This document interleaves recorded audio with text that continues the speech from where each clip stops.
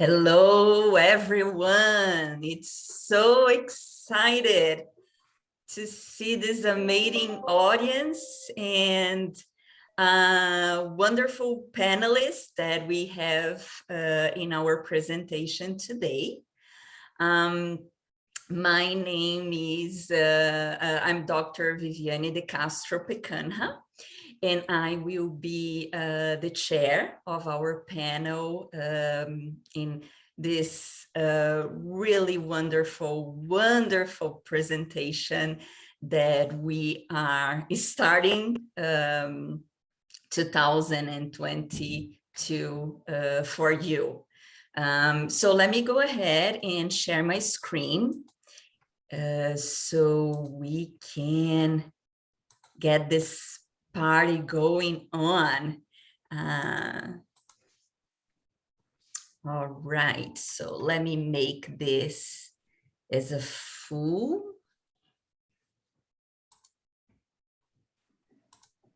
Let me know if you can see my screen well. Yes. Okay. I also would like to introduce the amazing sponsors that we have with us today. So I'm going to pass the baton to Dr. Howard Takoshian, so he can also assist us with introductions for our sponsors. Would that be okay with you, Dr. Takoshian? Yes, perfect timing. May I show one slide, or should I just? Oh, absolutely. Let me go ahead and stop sharing my screen. Please go ahead. Viviane, this is so long in the making. It's been about 6 months. And I'll just say a brief word about the Psychology Coalition at the UN, and if the image might help. Long ago, in 2018, before we ever heard whatever COVID is, this is a picture of the Psychology Coalition at the UN in New York City, or a holiday greeting. And at that time, the Psychology Coalition is 9 psychology groups, APA, ICP, others. And they used to meet once a month near the UN.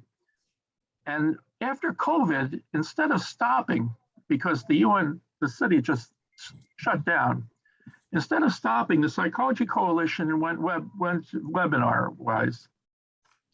And I want to offer 4 invitations to your group, and I'm just delighted that we're doing this today.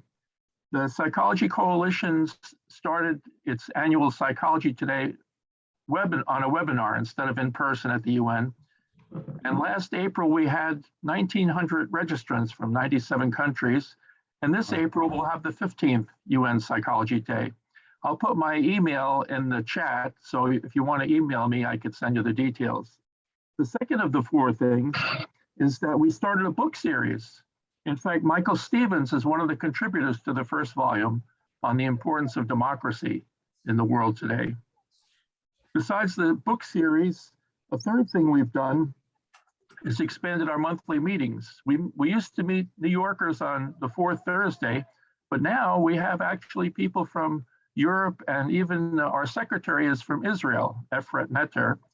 So if you're interested in seeing what the Psychology Coalition does, you could drop into one of our meetings on the 4th Thursday of each month, and I could send you the details. And the 4th and final invitation from PCUN, obviously COVID didn't stop us, is webinars.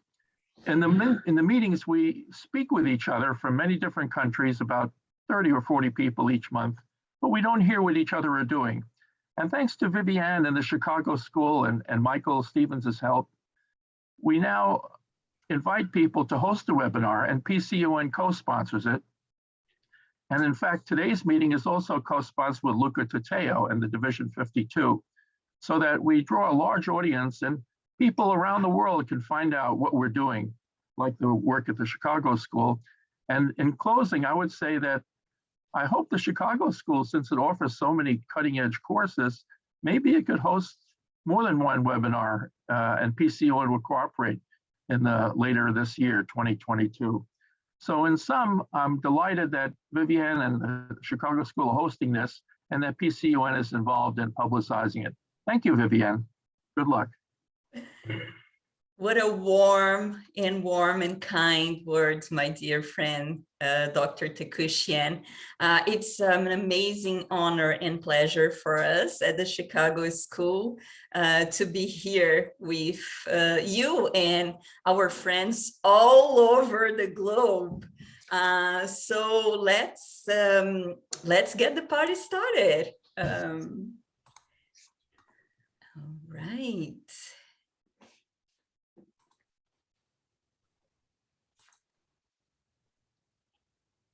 Please let me know if you can see my screen. Mm-hmm.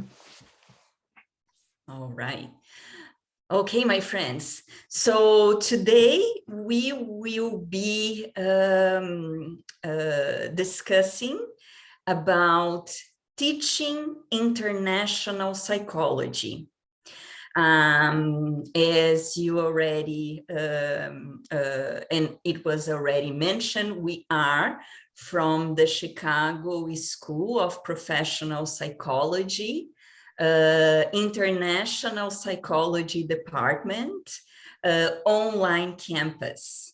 I will be the moderator, the chair of our presentation today, and I will also be joining our panelists to share some of the knowledge that we have been acquiring through all these years.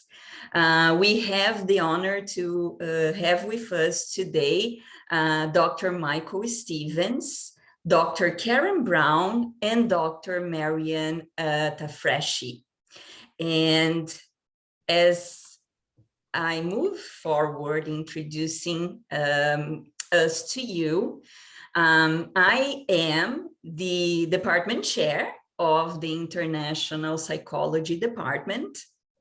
I joined the Chicago School many years ago. This was back in 2008. And in 2009, the big sister of the programs that we have, the doctoral in international psychology, was being launched. So yes, I have been with the Chicago School since the inception of the big sister. I'm saying the big sister because there were other siblings that we will be talking about in just a minute. I'm also the U.S. Secretary Representative for the Inter-American Society of Psychology. We have with us our dear external consultant that has been with us for so many years, or over a decade, Dr. Michael J. Stevens. Dr. Stevens has played a very critical role in our department as he was and continued to be someone assisting us with program assessment and making sure we are moving forward towards what and offering to professionals what the world needs us in order to address all the contemporary and past challenges, the demands that we are all living. So it's a wonderful pleasure to have you with us, Dr. Stevens. And thank you so much for your amazing commitment to the International Psychology Department and the Chicago School. Thank you so much, Dr. Bacania. We also have with us two alumni of the doctoral in international psychology, very successful alumna, Dr. Karen Brown. She is an adjunct professor with us in the International Psychology Department. She is teaching the the middle sister, if you will, or brother, in the Masters of Arts in International Psychology, as well as in the Doctoral in International Psychology. And she has been also supervising dissertation students. And she is one of the co-founders of Infinity Link International. It's an organization that she established in order to offer consultations for organizations all over the world, supporting their work with people, with individuals, communities, and governments to ensure they are culturally sensitive and contextually oriented. And last, but still very important, we have with us also alumna Dr. Marian Tafreshi. Dr. Marian Tafreshi has been phenomenal in terms of doing presentations in diverse parts of the globe, raising the visibility of international psychology, and serving as a consultant and an empowerment researcher. So we have some very exciting topics that we will be presenting to you today. With all the knowledge that we have been acquiring since the inception of the doctoral program in 2009, and then moving forward with launching the Masters in International Psychology, and most recently in 2017, when we received approval from US Department of Education to also establish the IP certificate, Crisis Informed Care in a Globalized World. We have been dedicating ourselves to form and train international psychologists, global agents of change that will make a difference in the world. So the topics that we have today are going to assist you moving from a theoretical perspective. Dr. Stephen will welcome us into a journey, providing definitions, competencies, and identity in international psychology. Then we are going to transition, and I'm going to facilitate a presentation focusing on the training of international psychologists within the programs we have. Then we are going to pass the batons to our rock stars, Dr.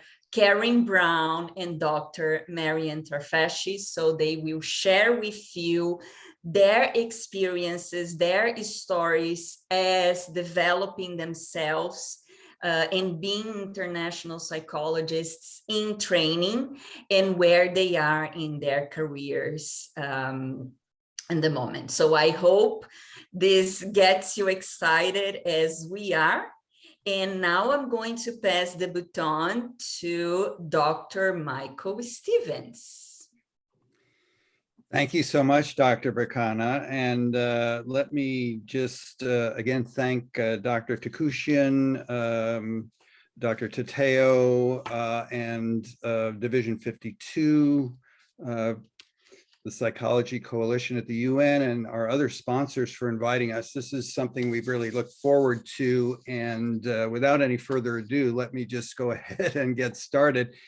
Many of us who've been in the field, and we've come from very, very diverse backgrounds in terms of our professional training. But those of us who have found and then embraced international psychology, we really do think big. And by that, I mean, we are ready, willing, and able to tackle through research and practice some of the major global issues that you see listed below. And I should point out that as you read through this list, many are drawn from the UN Sustainable Development Goals.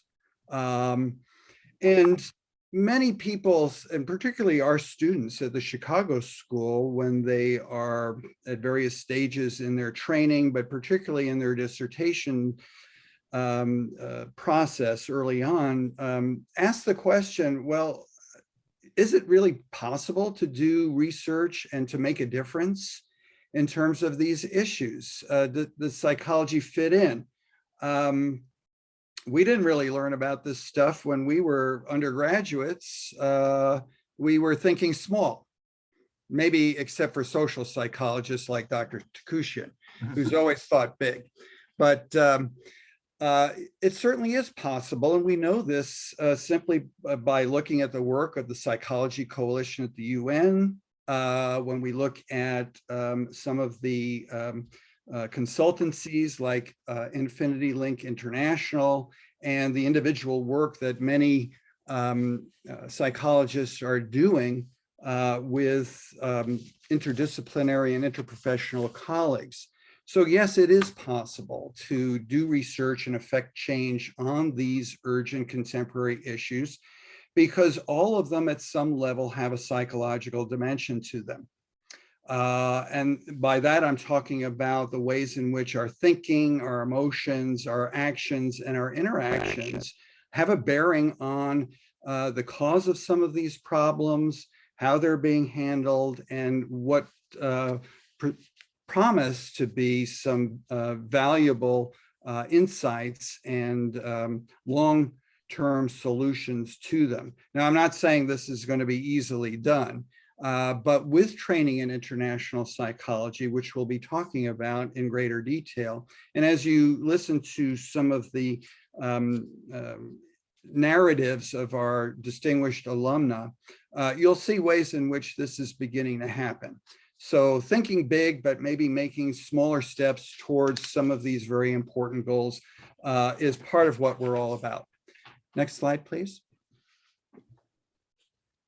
So over the years, we have at the Chicago School revised and gradually settled on what we believe is a twofold definition of what international psychology is all about.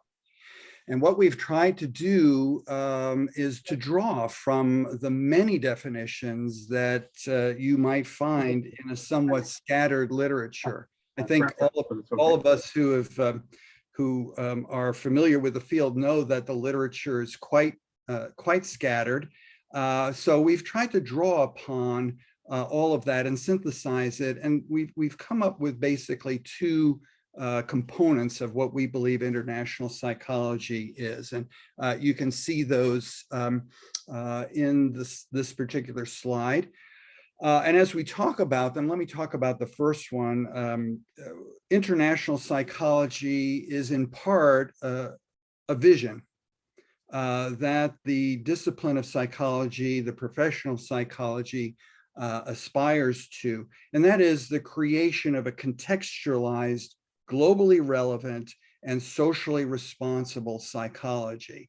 And as you can see from that first component, the description of it, there are many topics that clearly have no national boundaries or cultural boundaries for which psychology is a dimension. But we're not only interested in understanding from a psychological perspective, it's many of these problems, but we want to be able to design ethically and contextually suitable actions that address these challenges, that make basically the world a better place for individuals, groups, societies, and nations as a whole. So that's one element of it. And that clearly does relate to the big ideas that we talked about earlier. But there's also another dimension of our definition, and that is the internationalizing of psychology in all its subfields. We believe that this second component to our definition is more of a corrective process, and it safeguards our discipline and our profession from being provincial and obsolete, because we want to monitor the degree to which there is genuine contextualization in the knowledge that we have in all the particular fields of psychology. We're particularly concerned about the preponderance of Western explanatory frameworks to the exclusion of many other indigenous perspectives and methodologies and practices.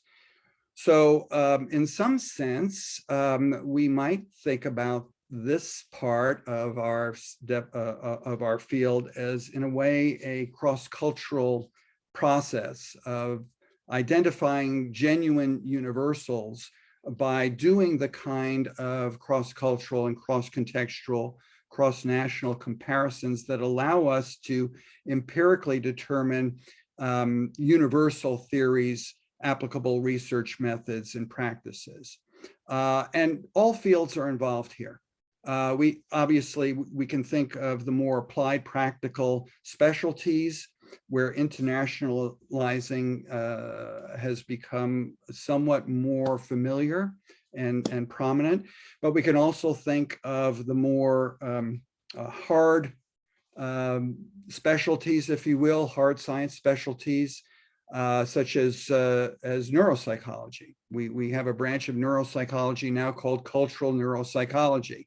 Our brains, our neurons, our neuronal systems all act in the same way physiologically. Our neurochemistry does, but they respond differently.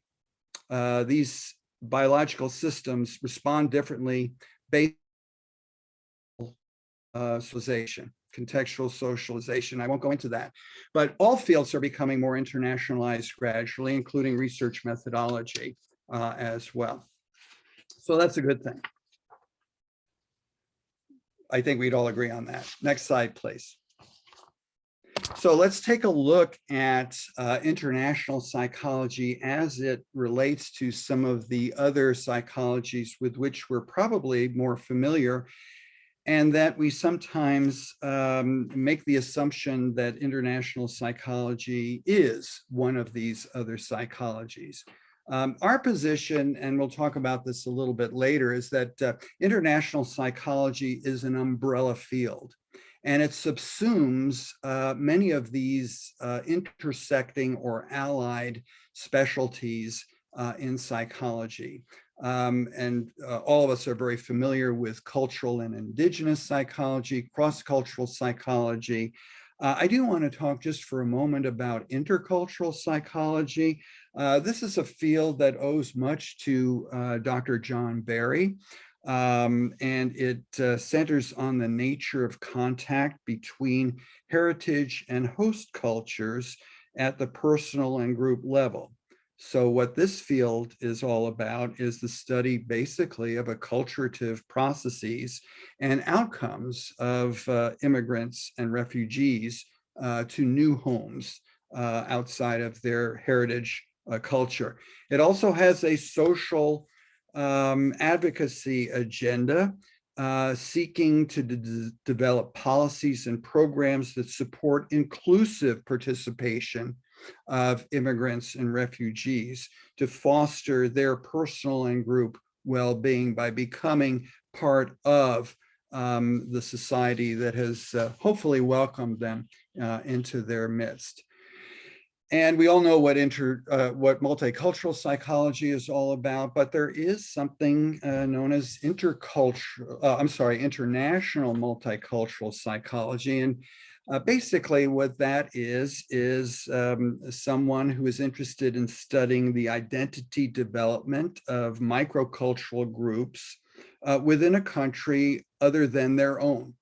So one might, for example, want to study the Roma in Romania and the way in which they have experienced injustice and discrimination, and how that has affected their identity and place within Romanian society. And we could do that in many, many other countries, because clearly there's diversity in almost every country one wishes to take a look at. And so this focus on international multicultural counseling, multicultural psychology has also taken off fairly recently. But again, taking a step back, we believe that international psychology is an umbrella for all of these. Next slide, please. So again, you can see some of the ways in which international psychology is this broad-brushed perspective or field that it is so inclusive of other psychologies.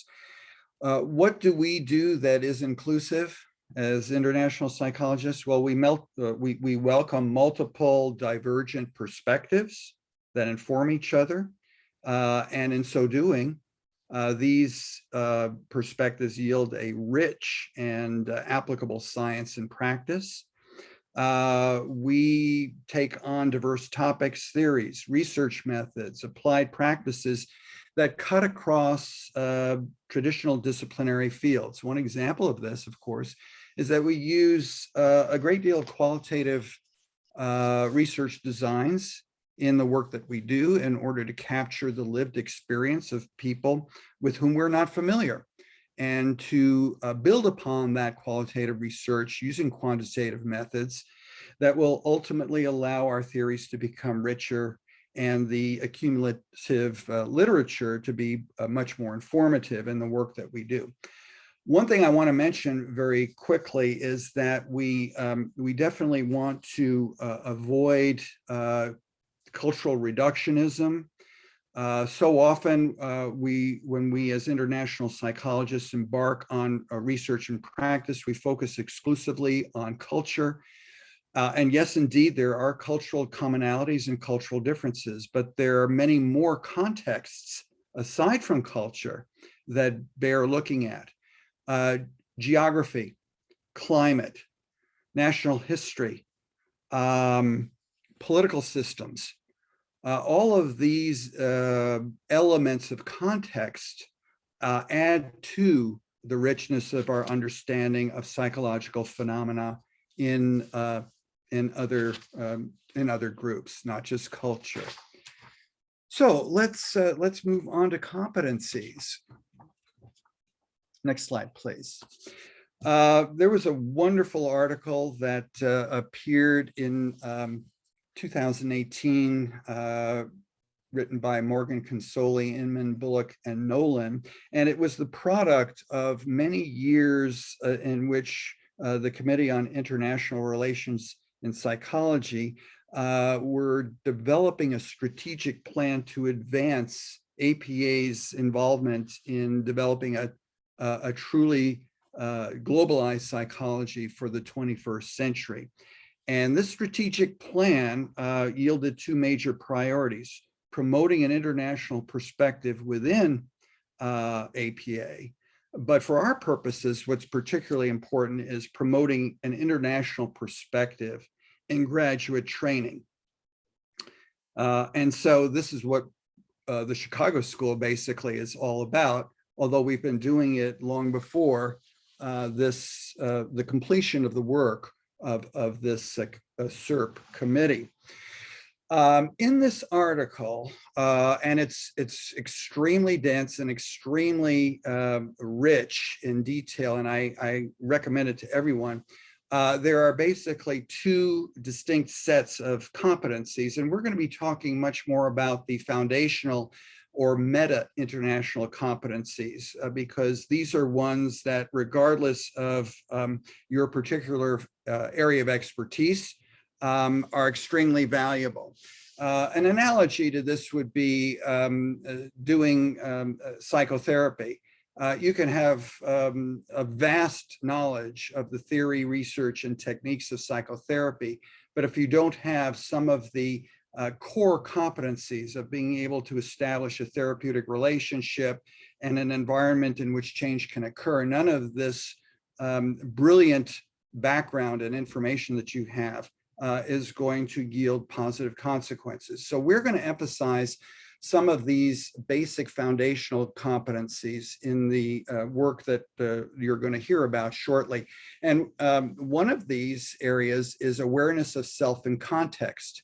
And this is part of our Chicago programs, to critically self-reflect on our assumptions about human functioning, to recognize our personal biases and limitations.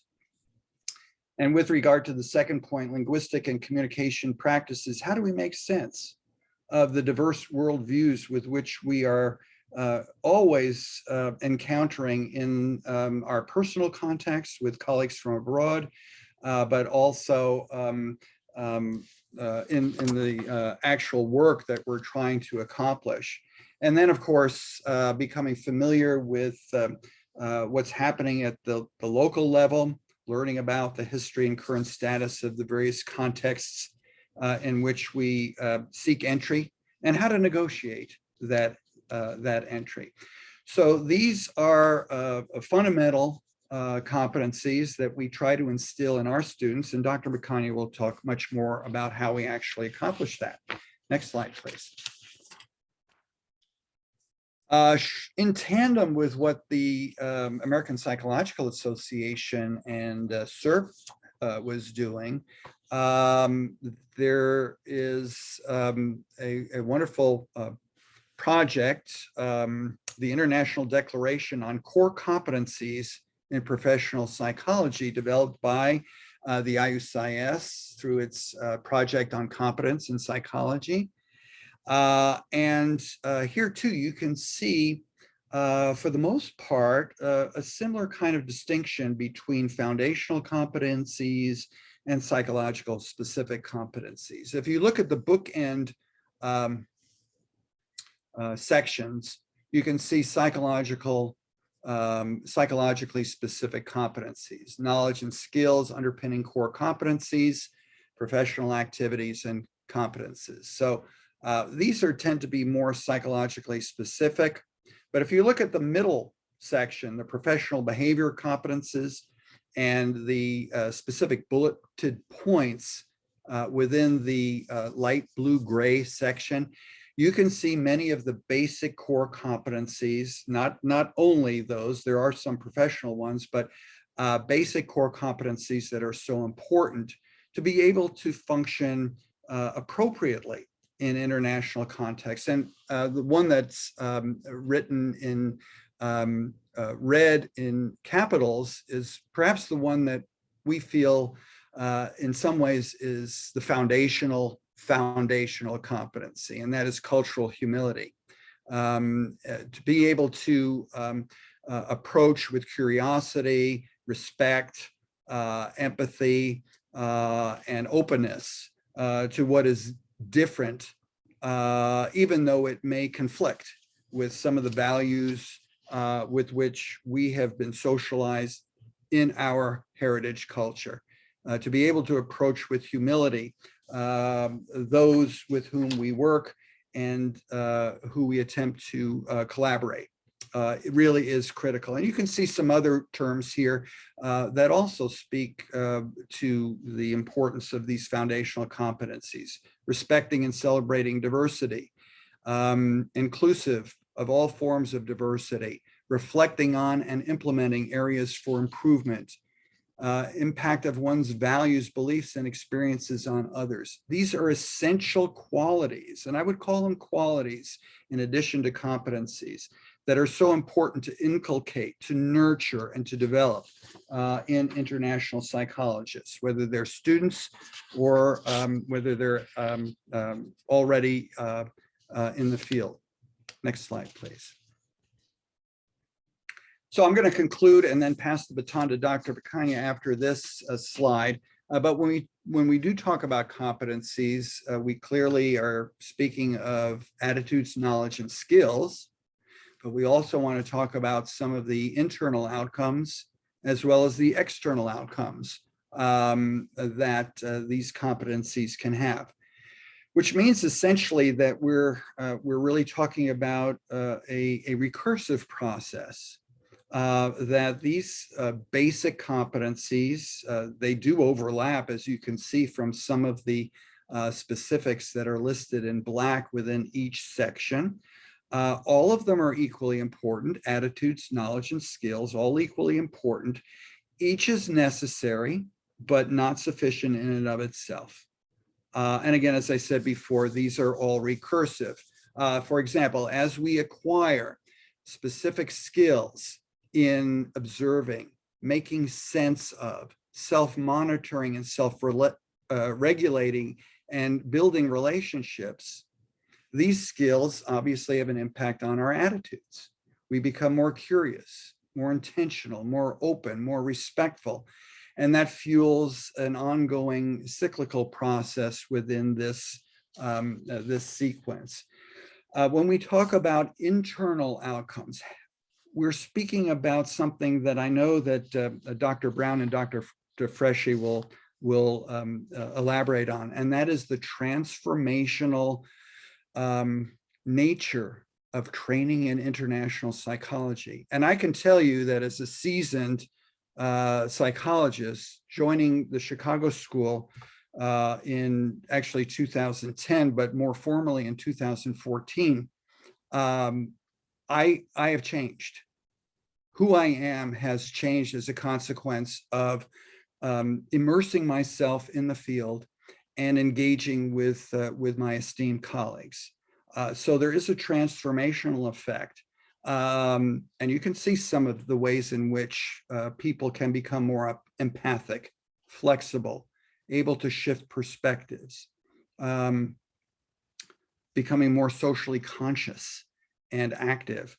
And obviously that affects the external outcomes as well. So I'll leave it there. There's much more to talk about, and we can pursue this a little bit more in the Q&A section later.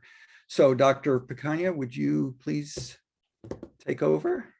Absolutely, my friend. Thank you. Your presentation was truly inspiring and setting the stage for us to further elaborate into the training and then moving forward with the stories of our alumni. So it was just amazing, your ability to guide us from a theoretical perspective and then looking into competencies and how those competencies and, as you mentioned, qualities can be developed in the international psychology programs. So now I am going to invite our audience to buckle up your seat belts, because we are going to travel. We are going to travel in time. I'm sure we are all excited about coming back to travel again, considering everything that we are living all over the world, and with the technologies and everything that are being developed, soon we will be able to be with one another safely again. And I am truly looking forward to that. All right, so why I would like us to travel in time?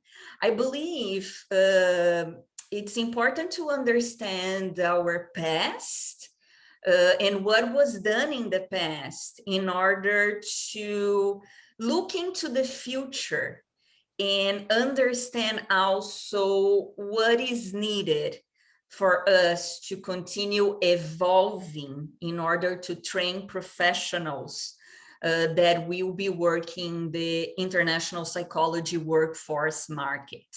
So in this slide, you're going to see major hallmarks that were in specific historical moments, assisting in the evolution of psychology and then international psychology.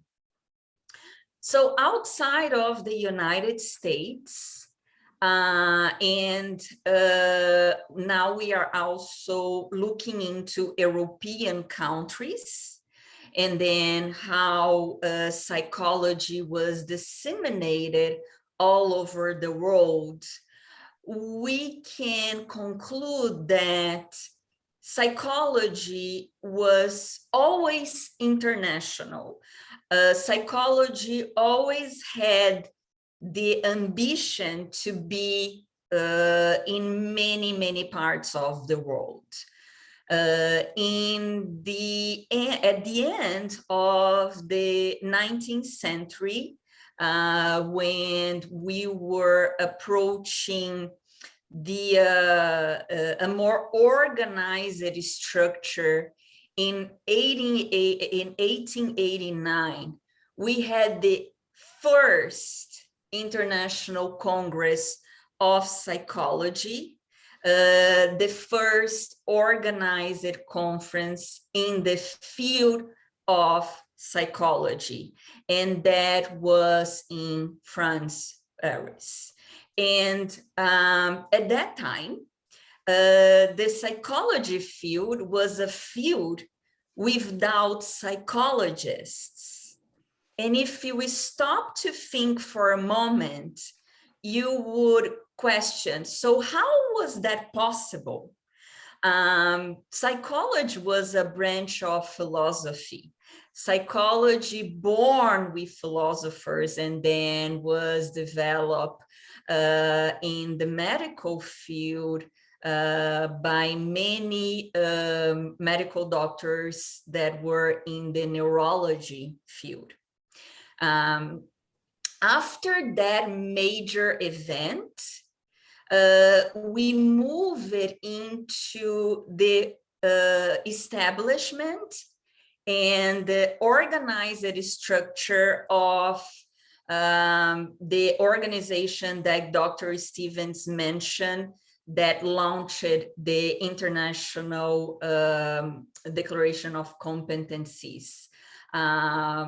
The International Union of Psychological Sciences. But at that time, the name of the organization was not that. It was evolving, and then at some point, they decided, the committee decided to change. So that in 1896 was the first years, the early years of UPSIS, or as we call outside of the United States, or the International Union of Psychological Sciences. One of the major hallmarks that supported the development of organized structures and conventions and conferences in psychology was the establishment of the educational, scientific, and cultural organization within United Nations. So we definitely need to give a big thankful and to be grateful for the establishment of United Nations. And another one for our Psychology Coalition now in the United Nations is sponsoring this presentation, because with the financial means, the conferences were able to be established in a structured way. As we continue to move forward in 48, just after we were being sponsoring, receiving financial means in order to have and exchange knowledge and ideas with professionals from all over the world. Then it was established with the name of International Union of Psychological Sciences in 1948. And I'm just going to fast forward still with the organization that in 1966, the International Journal of Psychology was also established within the organization. Fast forwarding into 2008, with the launching of the Universal Declaration of Ethical Principles for Psychologists, which was a task force including many countries in order to identify ethical principles that were actually being observed in several parts of the world. And most recently, as Dr. Stevens mentioned, in 2016, with the International Declaration of Core Competencies of Professional Psychology.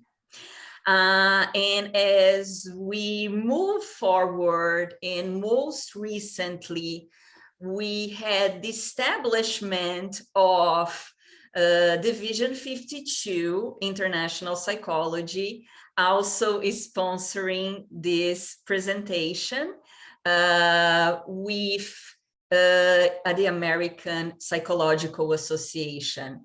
And in 2011, within the division, we had the establishment of international perspectives in psychology, research, practice, and consultation. A major hallmark as a journal that was launched within the division, and also as we had the chance to already have a taste of looking into the framework for competencies for US psychologists engaging internationally in 2018, that was just discussed by Dr. Stevens. All right, now that we have a better understanding of the history and how history was established, all these important points in history, they were established, we can understand where we are, considering that in all these point marks in history, there were developments in the training of international psychology, meaning that in several parts of the world, psychology was established, and students, and then afterwards the graduates started to practice psychology, either if it was imported from European countries, for instance, into South American countries, even imported from European countries to the US, and then development of US psychology. We can understand that at that moment, psychology was in great evolution.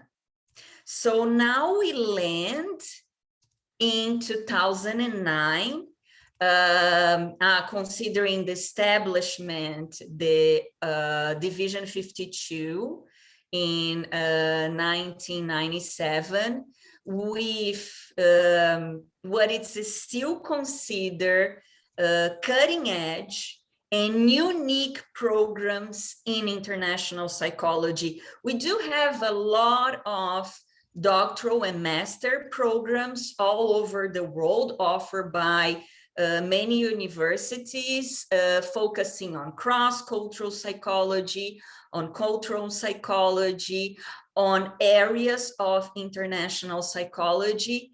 But the Chicago School was the first to welcome and to launch the doctoral in international psychology in 2009, and then moving forward in 2015, the master's in international psychology, and then the IP certificate in 2017. And the philosophy of the programs is to introduce a psychology as a transformational discipline, as a discipline that will be training agents of change that will function or serve as scholars, as advocates, as policymakers, as consultants, as entrepreneurs, in a wide variety of settings and contexts. We do emphasize theory, research, and scholarship from a global psychology perspective. And the models of research and scholarship that we have in our programs, they encourage cultural sensitive, multimodal, and reflective of multiple ways of knowing. All the coursework and the assignments and the service learning and the international field experiences that we have, and we are going to see sample of courses in just a little in a moment, you're going to see that they are all focusing and emphasizing on critical thinking, social justice, to be sensitive to the ethical principles and the role of personal values and cultural diversity. As mentioned by Dr. Stephen, respecting, celebrating diversity in its broad sense. And as agents of change, our graduates are expected to critically reflect on their identity, on the development of their identity as they are in training as cultural beings, and to understand the impact that we have on others. So with that in mind, we in 2009 and then 2014 developed the curricula in the International Psychology Doctoral Program and the Masters in International Psychology. I have to tell you that it's really a very challenging and complex mission to develop such a curriculum, because we need to be attentive in so many aspects and components. It is not only looking into the theories, into the foundational literature that is developed by scholars and well-known authors that establish them in the field. It's not only about that, it's about looking into the entire broad field and understanding what the professionals are doing in the global workforce market and the labor. It's also about looking into the psychology professional organizations all around the world and understanding what are they proposing in the professional organizations, what psychology, how psychology is being taught, and what are the areas in the professional associations. So understanding the missions, the visions, the value statements, ethical principles and code of conduct, the committees that are being established in the professional organizations, the work groups and the strategic alliances that those professional organizations are establishing with other universities and even with organizations in the workforce market. And when we don't have yet a profession that says international psychology, and we don't have yet a job description for international psychology, the task becomes even harder, because we need to look into the practice area, the intra-trans, multidisciplinary, the market analysis, the economic data, the competency skill set, and in-demand skills. And even looking into the future and what it's going to be the future of career in international psychology. So with all of that in mind, and of course, also foundational literature sources, we are able to start putting together the curriculum. Again, the one for the PhD and the one for the master's. So let's continue the journey looking into all the specific components. So once that was established, we started to develop the program learning outcomes. And we are going to look into those program learning outcomes in a second. The program learning outcomes, they need to be aligned with the institutional learning outcomes that are the foundation for the university. In our case, the Chicago School of Professional Psychology. We need to have a broad understanding of how those program learning outcomes will be aligned with the Chicago School, but also how they will be aligned with the workforce market. Because these program learning outcomes, they again are our expectations of generating and training professionals that will have the ability to succeed as international psychologists working all over the globe.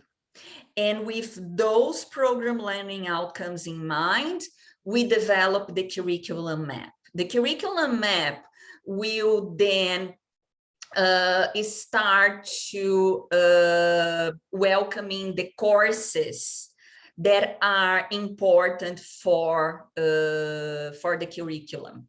So the courses that will prepare the professionals to be consultants, to be policymakers, to be human rights advocates, to be entrepreneurs. Once that is established, we also need to understand what are the basic competencies and what are the courses that will be developing those basic competencies. And how those basic concepts will move forward into helping the students advance into the development of intermediate competencies. So for instance, taking cultural humility as one of the competencies. So how you teach them basic cultural humility from the beginning of the program, and how you further, you move along the line, helping them with developing more intermediate and then advanced, more professional cultural humility competency. And that is also true, for instance, for the acquisition of international research methodologies that are important in practice all over the globe. Then we go into the course development. We invite subject matter experts in the field to develop that specific course. So for instance, one of the highlights of the courses we have is international field experiences. International field experiences are the debut of our students into the field of international psychology. So in order for them to get ready and go and travel abroad, what are the things that needs to be done in order for them to be at that point to succeed? And then we move into assessment plan. So how we are going to make sure that our graduates are in fact developing those competencies. And I hope that is also discussed by our distinguished alumni today. So you're going to hear their story and you're going to see in action everything that we are talking. And then moving forward into the program review to make sure that everything that we are teaching are in fact what we have been promising the graduates in order for them to be ready for the workforce market. So these are the program objectives for the Masters of Arts in International Psychology. We have 6 program learning outcomes: knowledge and application of global psychological paradigms in professional practice, program design and evaluation into professional practice as well, universal global citizenship as developing our graduates into international psychologists, into the diversity institutional learning goal, interpersonal and communication abilities into professional behavior, and also into professional behavior we have universal ethical principles, and last but not least, international cross-cultural and multicultural research into scholarship. So these are the foundational program learning outcomes into the Masters of International Psychology. And for the doctoral program, we have critical psychology, which is basically focusing on the development of frameworks, Western and non-Western frameworks and theories to support our students in the development of in gaining an understanding of how psychology is understood all over the world and how it is practiced all over the world as well. But not only psychology, other disciplines, because international psychology is a big mother, if you will. It definitely welcomes other disciplines, and we want our graduates to work in various disciplines, in various organizations, in disciplines, for instance, as human rights, law, as consultants into the immigrant field, and even organizations that would like to establish themselves in new countries. So for instance, how one retail market or automobile industry can prepare themselves in order to launch their brand into the new markets. So international psychologists will help with that.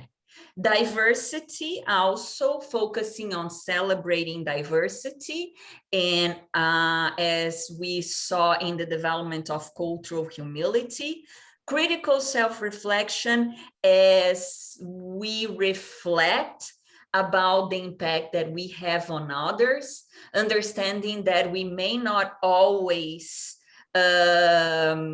agree on how others do and practice the way they do, but being able to step outside of our comfort zones and navigate through all of those contexts. Ethics and social justice, operating under a greater understanding of ethics and social justice and research. This is a sample of the courses that we have in the International Psychology doctoral program, Foundations of International Psychology. As I mentioned, the unique courses where students go abroad and they do service learning, they projects for communities in need, where they develop projects in action, and they present those projects to the organizations they visit, schools, hospitals, even meeting with governments to understand how they are moving forward with policies, especially for communities in need, change management, humanitarianism, and mental health care delivery, among many other courses. And this is also a sample of the courses in the Masters of Arts in International Psychology, Global Mental Health and Human Rights.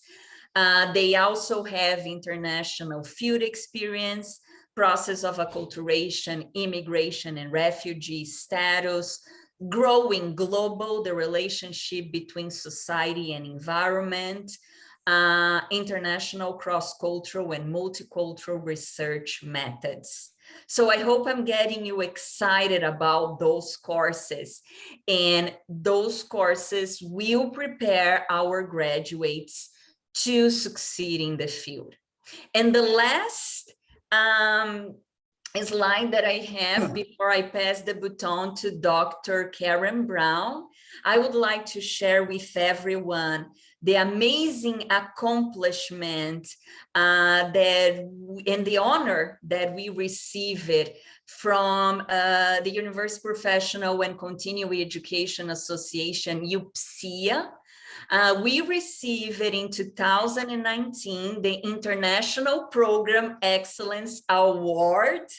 This was in regards of the International Psychology Doctoral Program, considering the amazing work from our students, from our faculty, external consultant, alums, staff, and everyone involved into the development and evolution of the international psychology programs.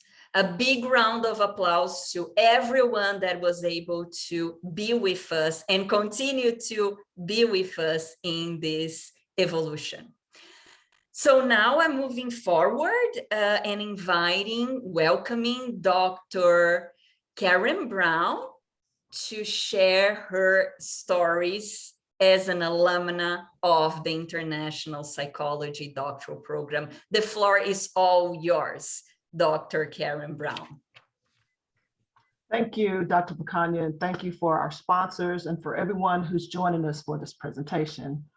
Like Dr. Picania said, I'm Dr. Karen Brown, and I will be talking to you about some other aspects of international psychology in my experiences as being an international psychologist. So to quickly answer the question that Dr. Stevens posed earlier, which was, can we really transform the world through international psychology? I say absolutely, because not only have I seen it as a child of a military member living in various countries and many, many states here in the United States, but then I joined the military myself and spent 26 years in the United States Army living these same concepts that are found in international psychology. Next slide, please.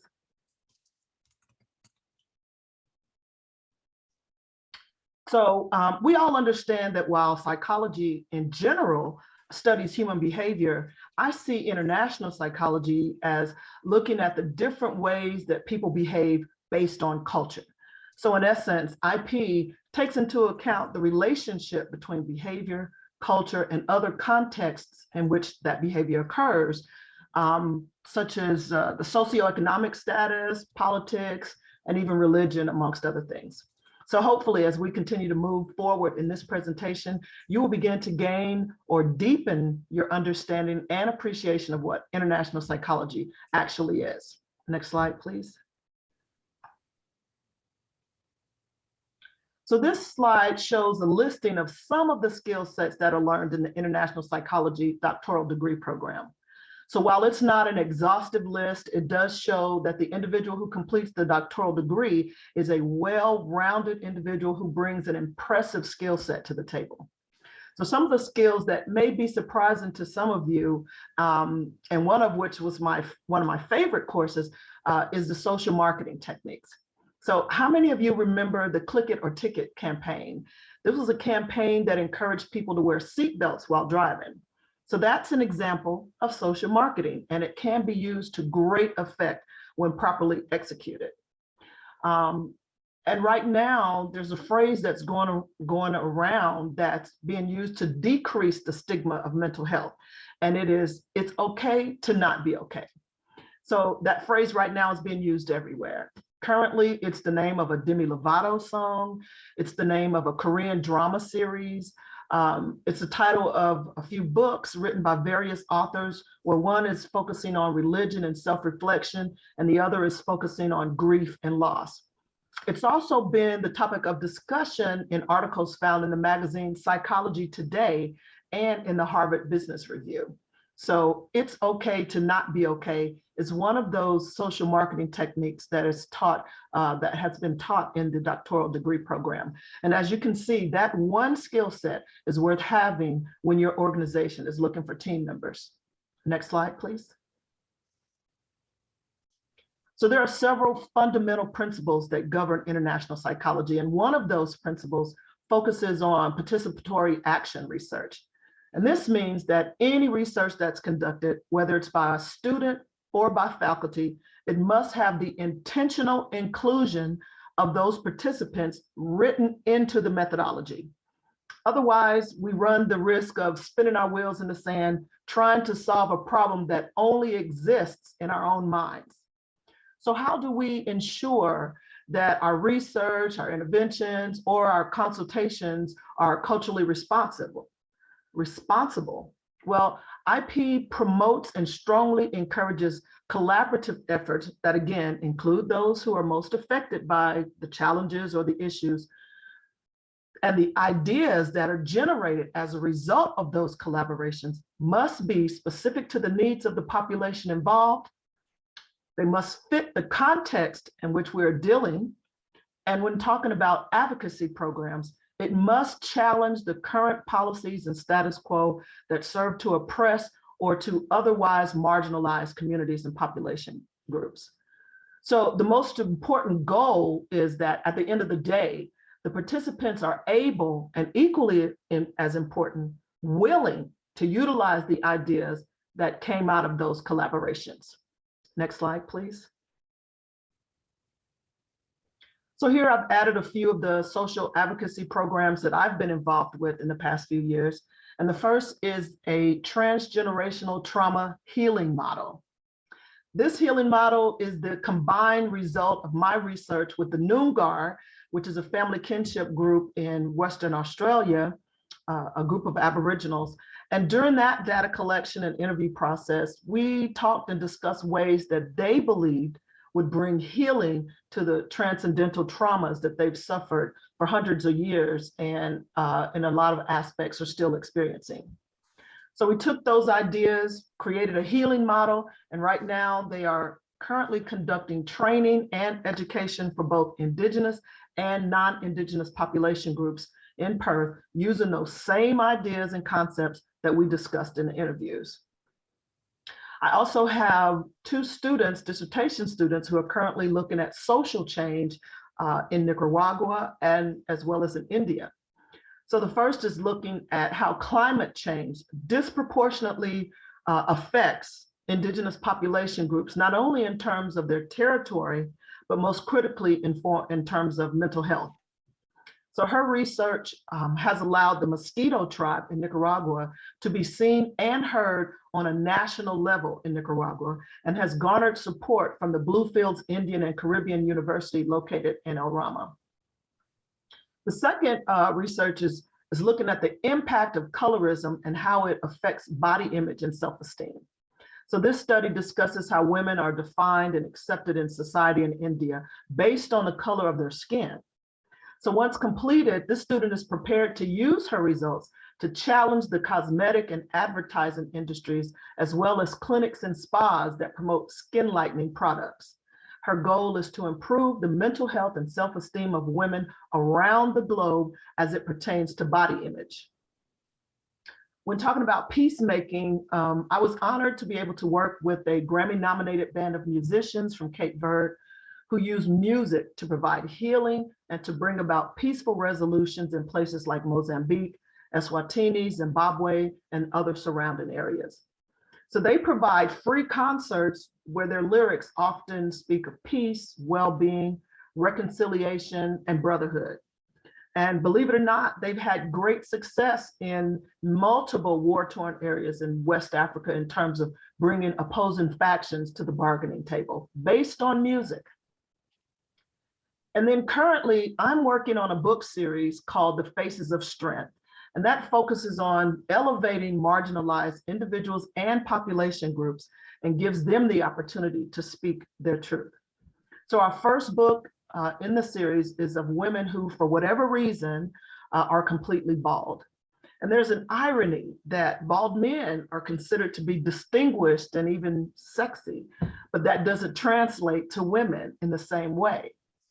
And so right as we were developing the content for our first book, the Marvel movie, Doctor Strange, was released.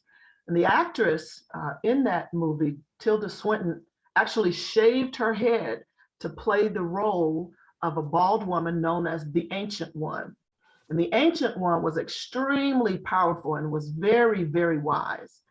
And so that portrayal of a bald woman who it really solidified our purpose of doing these books and validated that what we were doing was very important.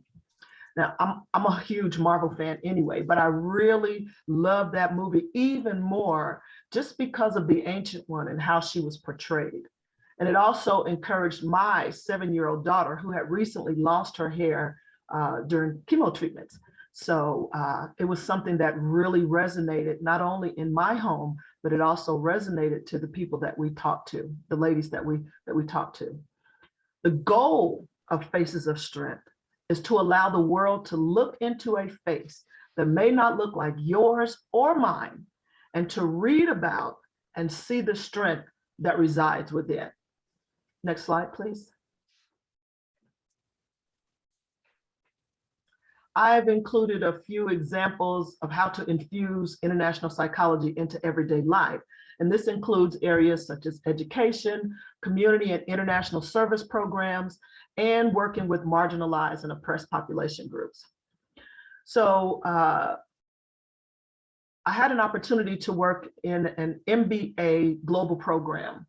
And I was able to work to infuse fundamental principles into international psychology within that MBA program. So the students were required to critically think about how to conduct and insert principles of international psychology into business practices. And this allowed them to think past the superficial understanding of how to simply conduct business and encourage them to think about how business models may need to be altered based upon the culture in which they find themselves.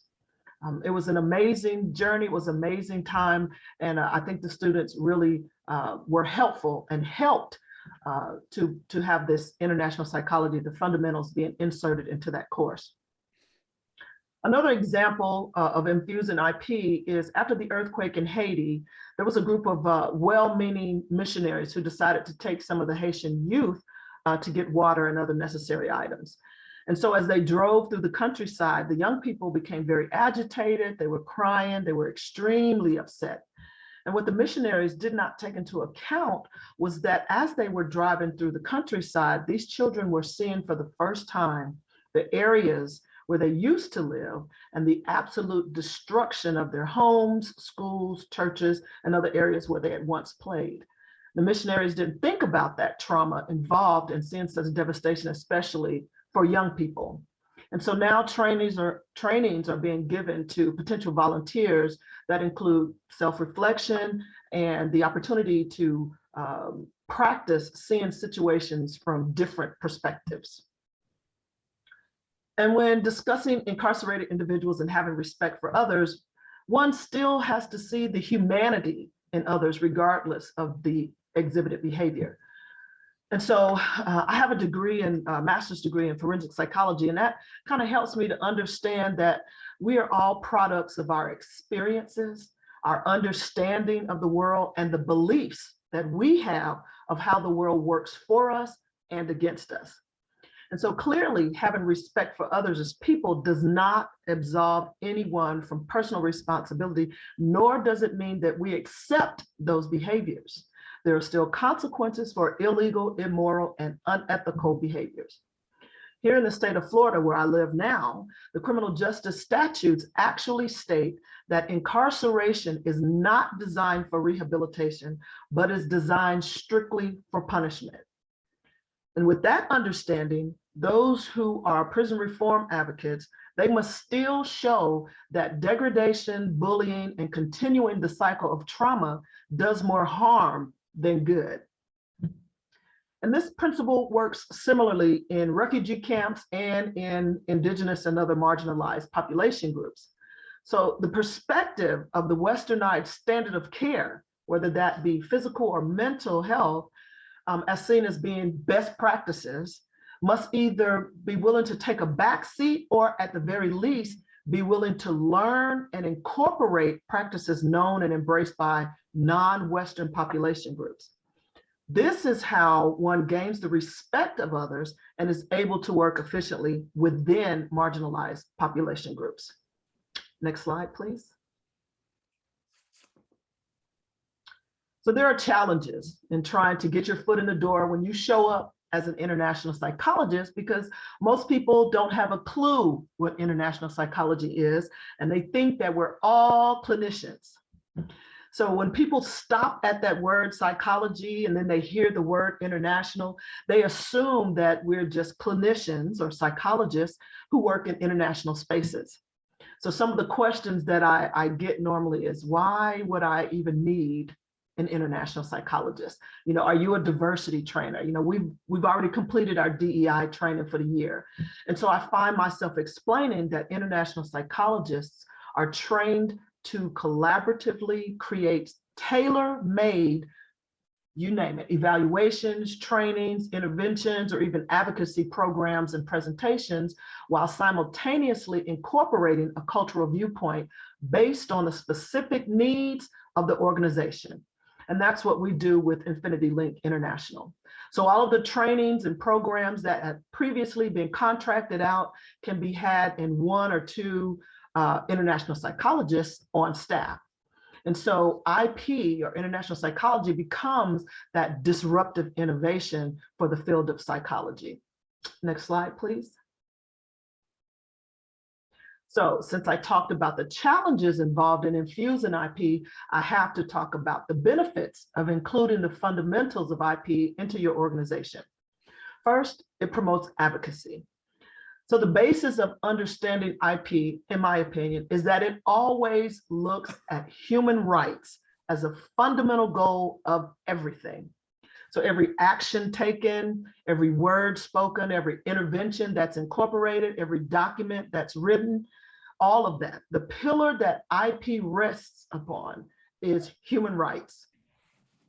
Secondly, it increases the individual understanding of culture and its impact on our own worldview. So when an individual is impacted, they in turn impact systems. Systems impact organizations, and organizations ultimately impact communities. When communities are impacted, then they turn around and they impact individuals. So the circle is never ending. So you can see the importance of using international psychology as a basis of change. And then thirdly, international psychology provides opportunities for psychology to move out of the field of psychology and impact all areas of life, including technology, finance, politics, communications, social interactions. And this creates this multidisciplinary collaboration that results in sustainable solutions for everyone. So I'd like to end my time by saying that nobody understood the impact of Google until Google showed up. And likewise, many don't understand the impact of international psychology, but we are here to change that perspective. Thank you so much. And I will be followed by my colleague, Dr. Miriam Tafreshi. She's good.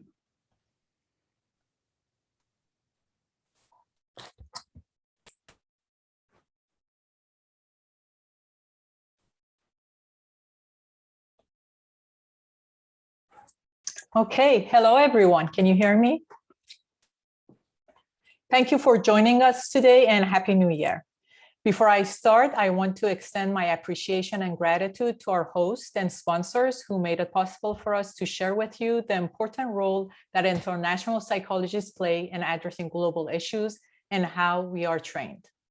Today, I will be talking about why I decided to join the master's and PhD programs of international psychology, my educational experience as a student, the research I conducted, and the work I do as an international psychologist. Next, please. One of the main reasons I joined the international psychology program was that I always wanted to bring about large-scale global change so people could have happier, healthier, and more satisfying life experiences. I was looking for a degree that not only provided the knowledge, but also the skills and attitudes to be able to confidently welcome and tackle complex global issues. I also wanted to understand the diversity of the life experience I had as an expatriate and an immigrant, and the multiple categories that shaped my identity. And through that understanding, be able to support the empowerment of diverse groups, including myself. As you can see in this slide, international psychology provided all the knowledge and tools I needed to become equipped for achieving my goals, which I will describe in the next slides. Next, please. As an international psychologist, I became very interested in two global issues: physical and mental health and empowering groups. As you know, we are facing a rising global health crisis with chronic illness, both mental and physical. I have been advocating for global health since 2017 in support of United Nations Sustainable Developmental Goal number 3, which is good health and well-being. My published research is on empowerment, which is a complex, multi-factor and multi-layered topic, and it was conducted in Iran. In this work, Iranian women shared their perspectives on attitudes and policies that enhance or challenge their empowerment and offer solutions that support their empowerment. As empowerment theories and my research have demonstrated, there is a bidirectional relationship between health and empowerment, which shows the importance of addressing these global issues even more. Currently, I have set short and long-term goals for conducting empowerment-related projects. Next, please. As I mentioned, other than the knowledge, I needed to build the necessary skills and attitudes to address challenging global issues in diverse contexts and in the most effective ways. The comprehensive guiding principles of international psychology through its course content, discussion boards, weekly writings, and 2 international field experiences provided a safe, trusting, and well-structured space for me to put these guidelines into practice and build on my competencies. Next, please. I think there was a lens of international psychology. Yes, thank you. The lens of international psychology was taught to us very early in our PhD program. As Stevens and Gillen, my research and several empowerment theories have demonstrated, we need to have a multidisciplinary, multi-determined, and multi-level approach combined with a mix of top-down, bottom-up, and middle-out approaches to address global issues in a sustainable manner. The success of my international psychology work and my research has been due to using this lens as my guide for addressing global issues. Furthermore, since my published dissertation is grounded in international psychology discipline and is considered an exemplar of the transcendental phenomenological methodology, my work is being used as a guide for international psychology students who are using the same research method. Next, please. International psychology has 4 foci. The first is scholarship, which encourages us to not only learn the course content, but also embrace learning from scientific sources outside the program. Foci 2 and 3 are advocacy and raising global consciousness, which were a focal point of our courses. The last focus was networking, where throughout our residencies and mentorships, we were always encouraged to expand our professional network and nurture those relationships. Next, please. Throughout our education in the IP PhD program, we were not only taught about the importance of critical thinking and emotional and cultural intelligence, but also were provided this space to practice these skills. Using these skills in our weekly discussion boards, weekly writings, residencies, and international field experiences, and being guided by our instructors and mentors prepared us better to understand and support the diversity that exists in our world and the global issues we are facing. Furthermore, these skills and practices allowed us to understand ourselves at a deeper level, grow individually and professionally, and learn how to access our unique strengths. We learned how to embrace our new identity as future IP leaders, both confidently and with humility. The practice of epuche was required of me to conduct prior and throughout my research. This practice allows researchers to become as bias-free as possible about the phenomenon under study, so they can openly look at the phenomenon from a very new perspective, the perspective of their participants without judgment. Through reflecting on my life experiences in relations to empowerment and my biases around this phenomenon, I entered an accelerated transformational journey at an individual and professional level. This experience allowed me to bring out my potentials and strength at a higher level, embrace the simultaneous existence of multiple realities, and as a result, reach my goals in enrolling in the IP PhD program. Next, please. International psychology education has taught us the synergic effect of multidisciplinary work towards solving global issues. We know that we cannot address complex global issues through a narrow one-dimensional scientific approach. Thinking outside the box and asking questions in new and different ways that are not the norm are encouraged. Breaking the norm and status quo is practiced when it's possible and serves to maximize the health of people while minimizing harm. Raising awareness and hearing and respecting the voices of vulnerable population when diagnosing problems and finding solutions are essential. International psychologists value building a multidisciplinary network for facilitating sustainable change around policy, education, practices, and attitudes. We embrace and are trained to guide stakeholders to go through the psychological pain that comes with creating needed change that we can't run away. Next, please. In our PhD program, we learn how to develop and change policies and vision and mission statements based on an international psychology lens and ethical guidelines. This slide shows my vision and mission statement for supporting global mental and physical health and the values that guide my work. My vision is a world where people can thrive in life through sustaining optimum overall health. My mission, the mission of my work is using a multidisciplinary, multi-factor, and multi-layered approach for increasing the effectiveness of health-related policies, educational programs, and practices that can maximize the health while minimizing harm, preventing illness, and reversing health conditions through approaches that are valid, reliable, and cost-effective for all stakeholders.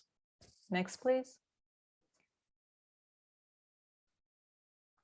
These new next few slides show international psychology in action and how we use a multidisciplinary, multi-factor, and multi-layered approach in addressing some of the global issues of our time.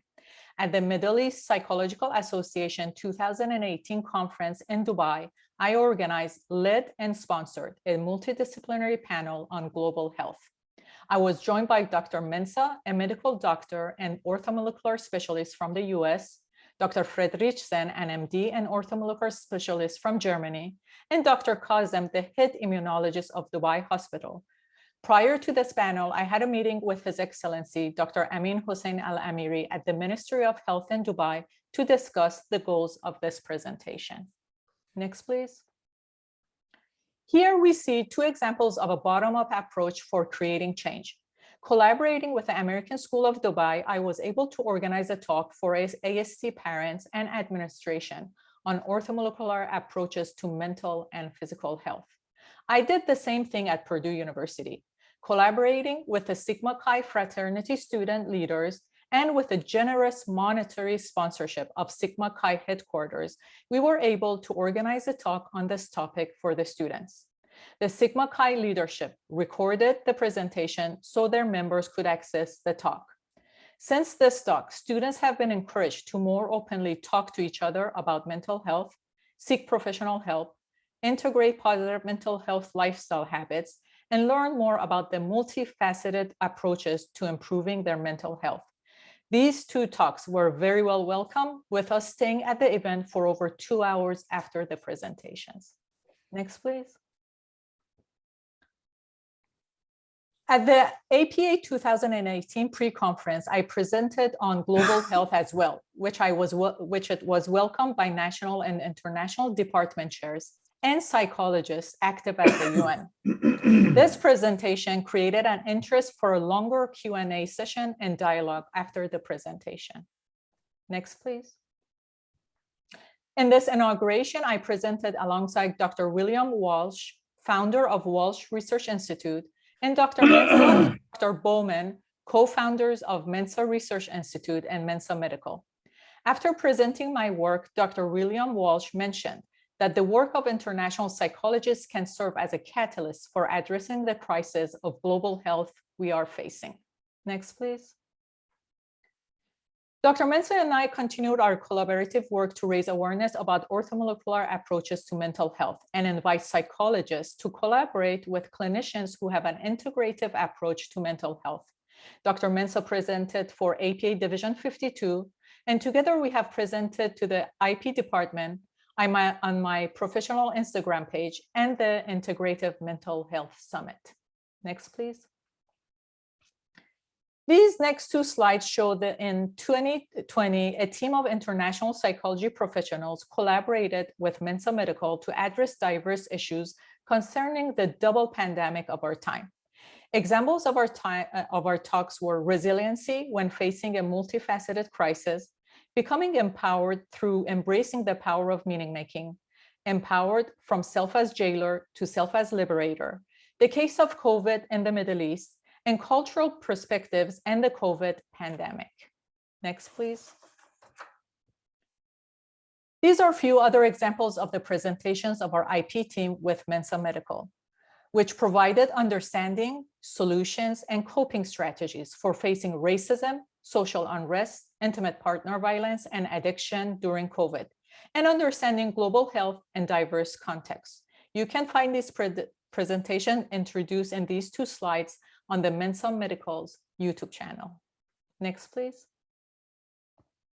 My last collaboration with Dr. Mensa was to invite international psychologists with diverse expertise and psychologists who adopt an integrative approach to mental health. Dean Moss from the College of Integrative Medicine and Health Sciences at Saybrook University and a team of IP colleagues from TCSPP joined me in this summit. Next, please. This last slide shows the joint talk I had with Dr. Mensa at the Integrative Mental Health Summit. Here we talked about the intersection of international psychology with orthomolecular and integrative medicine. As IPs, we not only function as a bridge, connecting professionals from diverse disciplines together, but also bring awareness on the interconnection that diverse sciences have with one another, especially when the majority of people are unable to see these connections themselves. It is through this new, wider, and innovative lens that we can eventually tackle the global challenges of our time. Thank you for your attention.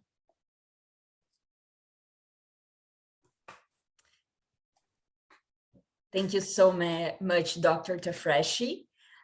Before we move forward into the K&I session, I would like to invite Dr. Stevens to summarize for us and maybe responding some of the questions that are being discussed already in the K&I in the chat in Zoom about the identity of the international psychologist. So the floor is yours, Dr. Stevens. Thank you so much, Dr. Bacania, and thank you, Dr. Brown and Dr. Tafreshi for the wonderful presentations that really speak to the way in which the IP program has impacted you personally and obviously has contributed to the tremendous international psychology work that you're doing collaboratively and with great effect. I just thought we'd end our presentation today with a very brief look at the developmental process that emerged out of the work of Dr. Brita McGrath, Steve DiDonato, Laura Erickson, Joyce Green, and Felice Mays. And this has been presented at APA on 2 occasions. And hopefully it will continue to evolve and develop into a publication. So much of what we talked about today has been content focused, but here and there, we've talked about the way in which training in international psychology is transformational and that there is a growth process that we at the Chicago School have tried to nurture and accelerate.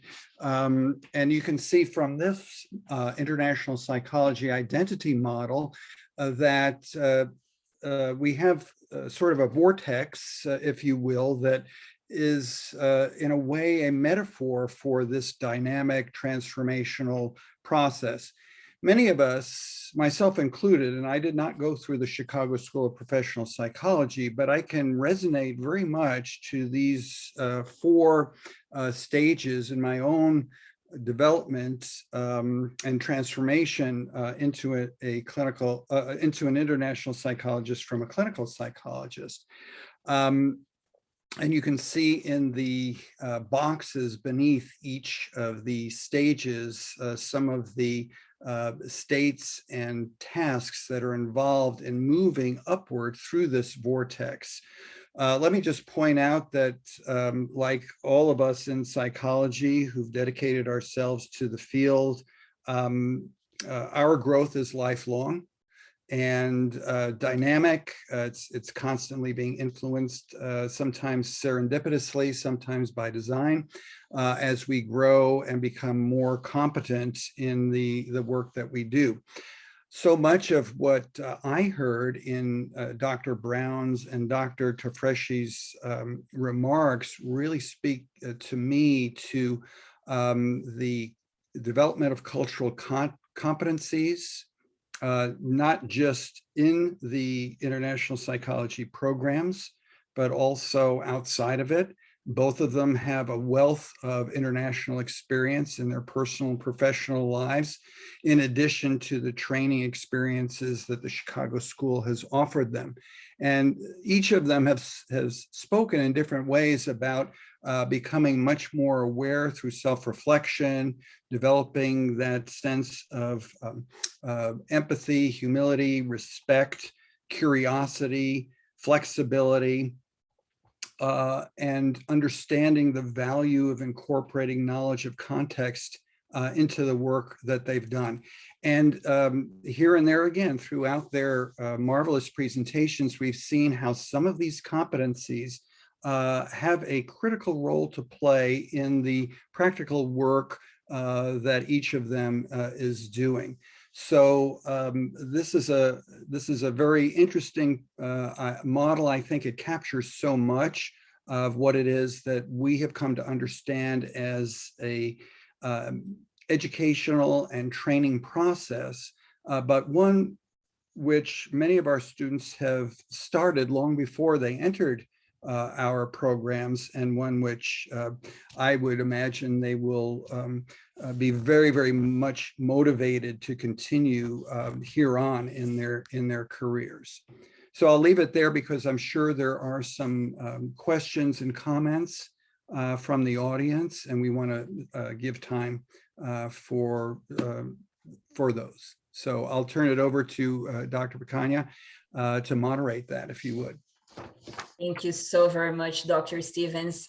In fact, I would like to, before moving to questions and answers, I know we are really late, already late for the next section of our conversation, but I would like to again thank you all for making this presentation possible, especially our sponsors. I would like to acknowledge and highlight Dr. Tara Per for being with us and for your truly commitment supporting our presentation. Thank you so much, Dr. Tekusian. Thank you so much for all in Division 52. Without you and Luca and Tara, it would not be possible to do this presentation. So again, thank you very, very much. I would like to, in order to have a more balance now, since we offer this presentation, we were going to start questions for our presenters, but I would like to, in light of the time, I would like to welcome everyone. If you want to share your cameras and unmute your mics, and if you would like to ask questions to us, if you would like to make comments. So I would like to make this more of like an interactive section now, so we can all be together.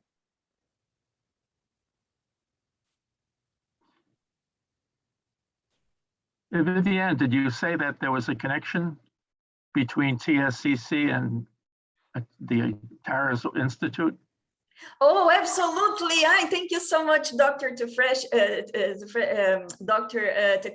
for the friendly reminder. We do have a connection at TCSPP Los Angeles campus, where the organization where Dr. Peer works and supports is located.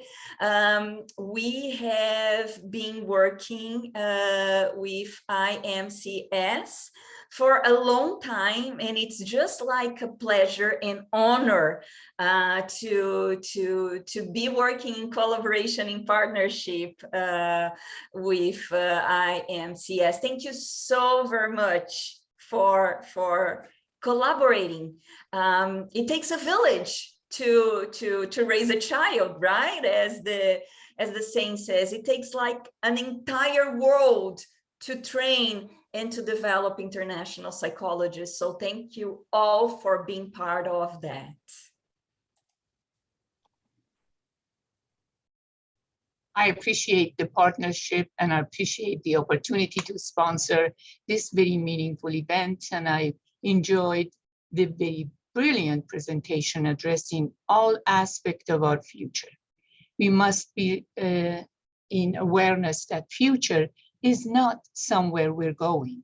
Future is something we are creating consciously, unconsciously, by acting and not acting every day. The actual work of preparing the next generation of psychology is upon us. This very pivotal moment is a calling for us to gather and collaboratively present the new leaders in our community. In our organization, as probably you know, I don't want to take that much time. If I start, I can't end. So I want to be very brief to tell you all that Every 10 years, our APA accredited clinical training program gets approved. And one of the titles they gave us is being innovative and futuristic in our clinical training program. This is the organization that I started or established 30 years ago with the mindset of creating people who can expand our profession beyond the immediacy and the need of our community as a workforce development. We have a specific, more than 9 profession-wide competency, 3 specific competency agency-wide that I'm proud of our advocacy competency, where we truly address the need of our current situation, decolonizing, depolarizing, and that is established by constant on a weekly basis, in a seminar of weekly basis, identifying inconsistencies in our social structure and coming up with actionable, doable, specific item to address the issue based on our networking opportunity that we have. There's a lot more I can share with you, but I don't want to be the sole presenter, but I'm hoping that we can really reinvent ourselves, reinvent our profession, know that our education paradigm is not sufficient to address the future needs of our profession. Very well said, Dr. Peer. It's, as you mentioned, the future is here. We are developing each part of the future as we speak. It is our responsibility to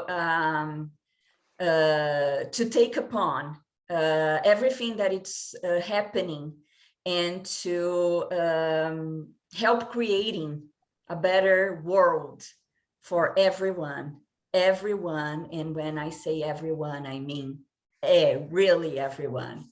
I would like to acknowledge, I don't know if I acknowledge again, the Vision 52 also for sponsoring this presentation, and for our dear Dr. Pina Marisco for being part of the webinar committee as well. Dr. Pina is right now in Salvador, Brazil. It's just like wonderful to have you with us from my home country, Dr. Pina. Thank you so very much for everything that you do. Thank you. On behalf of Division 52, on behalf of Division 52 Webinar Committee with Luca Tateo, who have give a great support to this webinar. I'm also Vice President of ESPLAT, European Society of Psychology, Learning and Teaching, and what has been discussing today had a great resonance to me, and there is a lot of things in our agenda already. There is a lot to discuss in order to identify the core competencies for teaching international psychology. So thanks a lot. Thank you, Dr. Marisco, and thank you, Dr. Luca Tadeu. Grazie mille, querido, for sponsoring, and of course, Dr. Tekushien and everyone involved in the Psychology Coalition at United Nations. Again, this would not be possible without your support, dedication, and commitment. I still would like to invite everyone to comment on the presentation, or to share your camera if you would like to ask us questions. If they were not already answered, I know we have something really brilliant going on in the KNY and the Zoom meeting. I believe, Kelly, we responded your question, but please let us know if we don't. The question that you have in terms of international psychology being multi-sectoral and being identity, in addition to being a degree, skill, career.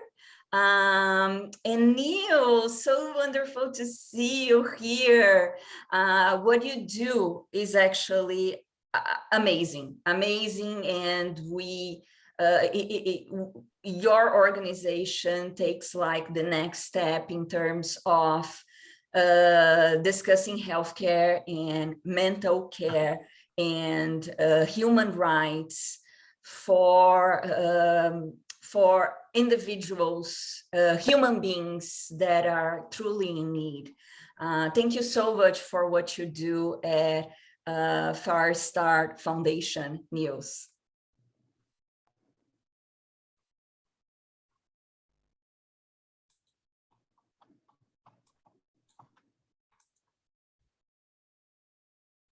All right, so if we still have time and we don't have any comments or questions, I will go ahead and I will make a question for Dr. Tafreshi.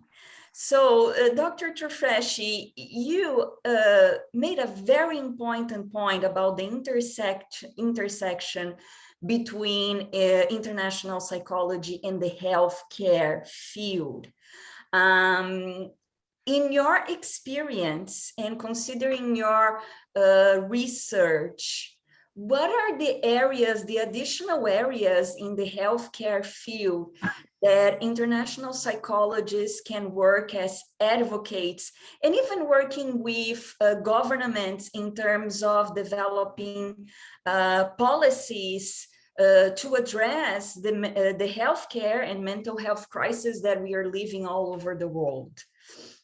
Thank you, Dr. Pasania, for the question.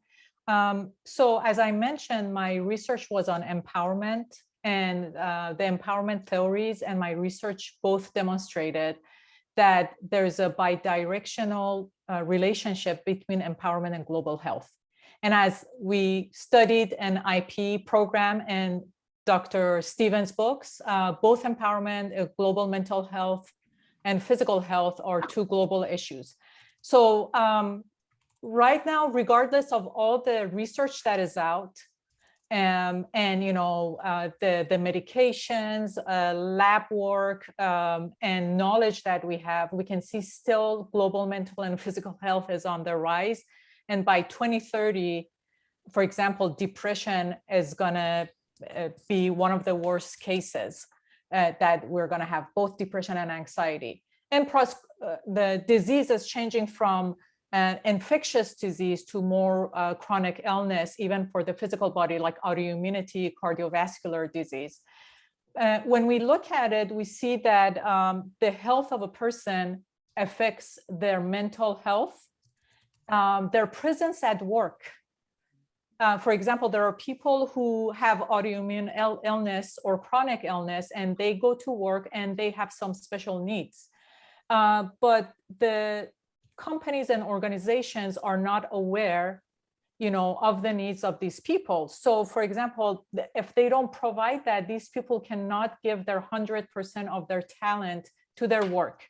Or for example, what has shown also, and with some of the women that I talked, with the illness that they might have, brilliant women, empowered women, but all of a sudden they're trapped in their bodies and they can't give their best to their families. So yes, then policymakers can create, maybe with the insurance, Dr. Walsh at the Walsh Research Institute, for example, told me maybe availability of insurances for addressing chronic illness, whether mental or physical, through integrative approaches, not just medicine. So, you know, just trying to find different approaches that are cost effective for people, different avenues, so people can become healthier, to thrive in life themselves, be with their families, and also be able to work, give their best. And only through this approach, we can see the economy, as research has shown, is going to grow also. Yeah, it is absolutely interrelated. As you mentioned, Dr. Tafreshi, and we do need more professionals with this conscience and with the ability to go ahead and to change the scenario that we are currently living, especially when we consider the pandemic, COVID pandemic. and all of the consequences of the pandemic in many parts of our lives, economy, the political environments, and the lives, impacting all the lives of individuals, all the contexts of the individuals, that definitely we will need more and more individuals in these specific sectors, helping, especially those who do not have voices to express their needs. Dr. Brown, I see you have your hand raised. Please go ahead. Yes, I'd like to add something to that, that Dr. Tafreshi was talking about.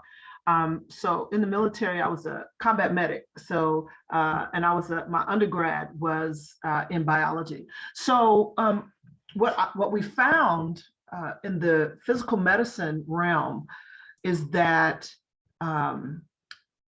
the mind is a very powerful organ in terms of health, physical health, mental health, and all of these things. And then when I was doing my dissertation and research, most indigenous populations do not separate the mind from the body. Usually we find that most Western medicine, they separate. So you have the mental health aspect and then you have the physical health aspect, and they don't meet in the middle. And so one of the things that we really have to look at when we're talking about health in general or well-being is to take into account the holistic nature of a person.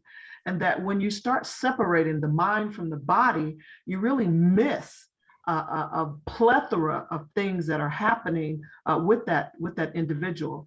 And so I think if we just move away from that strict Westernized understanding that the mind is something that's completely separate from the body, that we'll start seeing better outcomes when mental health and physical health is a combined. And I think that's part of what Dr. Tafreshi was talking about, that when we combine those two, like in indigenous psychologies and also in Far Eastern medicine, that we'll find better outcomes. And again, it will make a difference economically, physically, well-being and all of those aspects. So I wanted to just add that.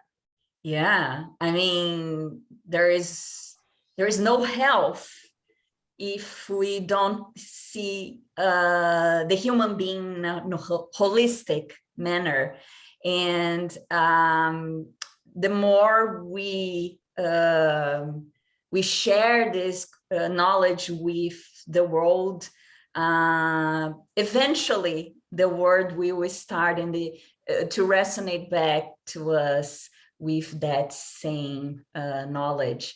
I know I'm looking into, I'm sorry, go ahead. I would just add one more thing, and as international psychologists, in addition to what Dr. Brown said, of looking at health holistically, we should add spirituality, because so much of the majority world is deeply spiritual or religious, depending, and I think that too, we know from research, but also from anecdotes, is a critical factor in health and illness. So that too needs to be integrated into a biopsychosocial spiritual a model. And the World Health Organization has actually recently come out and acknowledged that spirituality and religion is something that health practitioners should be not only aware of, but trained in. Absolutely. So that's a good sign, I think. Exactly. Maybe international psychology can be a discipline in many schools of profession, and with the hopes that we are going to have more culturally sensitive and contextually oriented professionals in that realm, Dr. Stevens. I cannot, and I know we already reached we already passed 4 minutes of 2 hours webinar, and we still have 31 participants, as Dr. Tekusian was was mentioning in the chat, it's just amazing to see that we were able to keep you with us for this 2 hours that I hope for you went by very, very fast. We would like to share with you our contact information in case you would like to continue this dialogue, these conversations. I hope it's just like the start, and we are just opening the door to continue having advanced conversations in international psychology. Please don't hesitate in reaching out to us. Again, a big thank for APA Division 52, Dr. Mateo, Dr. Marisco, for a big thank for Dr. Tekusian from Psychology Coalition in United Nations. A big thank to Dr. Tara Peer from IMCS, and all you that were able to stay with us and be part of this mission to form professionals that will address the needs of our world, especially those who are not able to speak for themselves. Thank you so very much once again. I hope you have a wonderful 2022, and we are hoping to hear from you very soon. Thank you. Stay well and stay with our virtual hugs. Take Bye, everybody. good care. Good Thank work. you all. Thank you. Thank you.